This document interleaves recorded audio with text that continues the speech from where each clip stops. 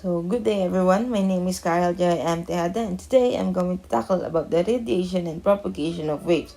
So, first off, what is radiation? Radiation is the energy that comes from a source, then travels through space at the speed of light. This energy has an electric field and a magnetic field associated with it. And then, radiation is also called electromagnetic waves. Then, in 1896, Henry Becquerel and his doctoral student Marie Curie discovered the radiation using naturally fluorescent minerals to study the properties of X-rays, which had been discovered in 1895. But as they experiment about the properties of X-ray, they found out that the rays emanating from certain minerals penetrated the black paper that they are using and then caused fogging of an unexposed photographic plate. Then, Marie Curie discovered that only certain chemicals element gave off these rays of energy, and she named this behavior as radioactivity. Then, propagation of wave. Propagation of wave is the process of communication that involves the transmission of information from one location to another. As we have known, modulation is used to encode the information onto a carrier wave and may involve analog or digital method. It is only the characteristic of the carrier wave which determine how the signal will propagate over any significant distance. So, Heinrich Hertz discovered the electromagnetic waves around 1888. This is the result of his epoch-making experiment, and his related theoretical work confirmed Maxwell's prediction and helped in general acceptance of Maxwell's electromagnetic theory. Then we have the radio waves. So radio waves is a type of electromagnetic radiation that is best known for their use in communication technologies.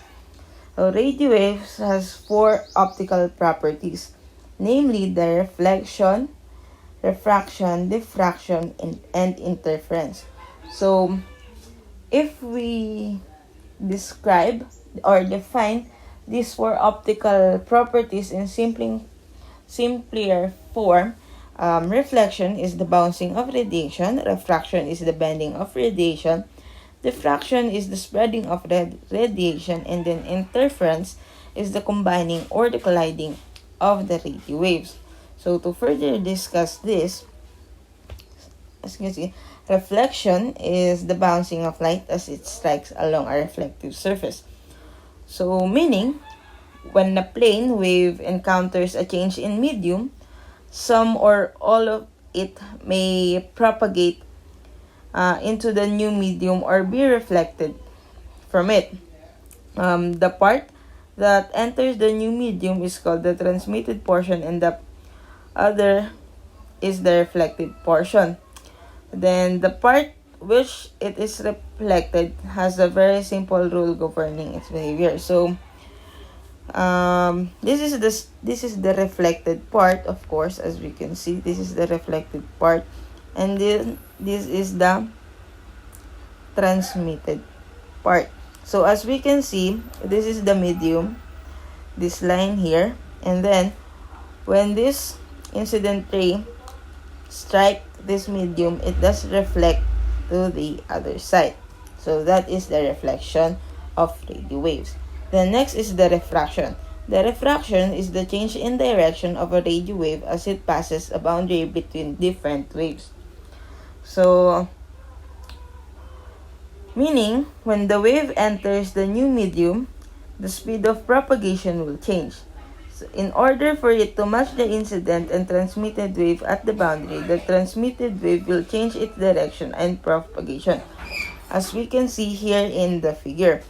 When this incident ray strike the medium, unlike the reflected, it does just reflect like the incident ray. In refraction, it does bend or change its direction. So that's their difference. The next is the diffraction and interference. So diffraction is the modulation or the redistribution with the wave from a wave front as it passes near the edge of an opaque object. So meaning if this wave passes through an opening called an aperture, it will diffract or spread out from the opening. The degree to which the crop wave will spread out depends on the size of the aperture relative to the wavelength. In the extreme case where the aperture is very large compared to the wavelength, the wave will see no effect and will not diffract at all. So as we can see, this is the diffraction. So as we can see here, before it reached the aperture, its line is stable, but after it passes through the aperture, the waveform does spread or scattered all over. So that is the diffraction. Then the interference is the collision of radio waves that occurs when two or more radio waves were combined, which oftentimes degrade the system performance. So here in the interference, the electromagnetic can be superimposed upon each other without limit. The electric and magnetic fields simply add at each point. If the two waves with the same frequency are combined, there will be a constant interference pattern caused by their superposition. As we can see here in the figure, there are two waves that are colliding or combining with each other. So that is the interference. Next of modes of propagation. So in modes of propagation, we do have three different types, namely the ground wave propagation, the sky wave propagation, and the space wave propagation. So first off, we do have the ground wave propagation. So in ground wave propagation, you are only limited in propagating along the surface of the earth, and it is also connected in the ionosphere of the earth. If we don't know what is ionosphere, it is the layer of the earth's atmosphere that contains a high concentration of ions and free electrons. It is able to reflect radio waves. So it is connected to that ionospheres. And then it is also restricted to only propagate to small distances, and its frequency is just below 1500 kilohertz.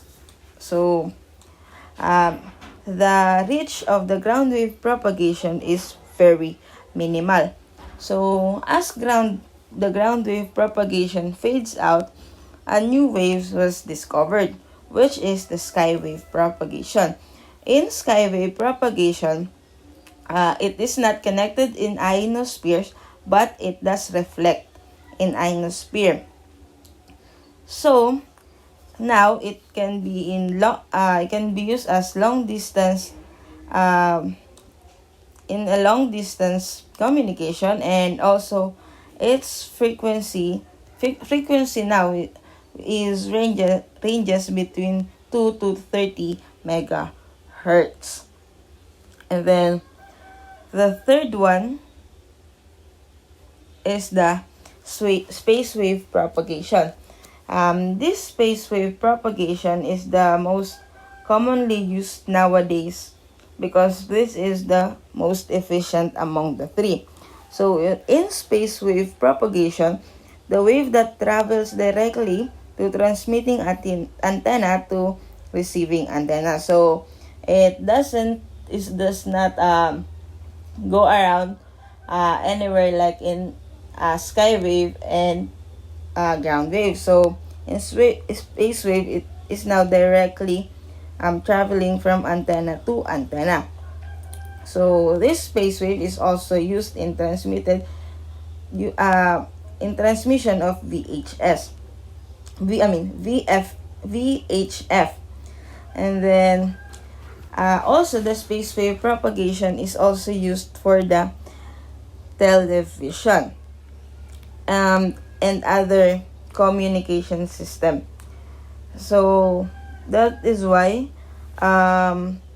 nowadays this space wave propagation is the most commonly used propagation among the three. So that ends my presentation about the radiation and propagation of waves. Thank you.